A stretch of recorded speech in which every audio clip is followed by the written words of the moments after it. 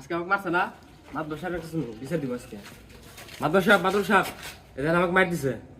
চিন্তা নাই, আমার কাছে আইসাও, উচিত বিচার যেটা ওইটা আমি করে দিব।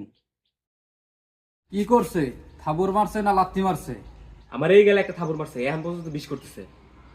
আচ্ছা, বিচার হইল যে তুই একটা থাবুর খা, না হইলে 100 টাকা দে। মাতবার সাথে আমার কাছে তো পয়সা নাই, থাবুরে খিলেন একটা। দে।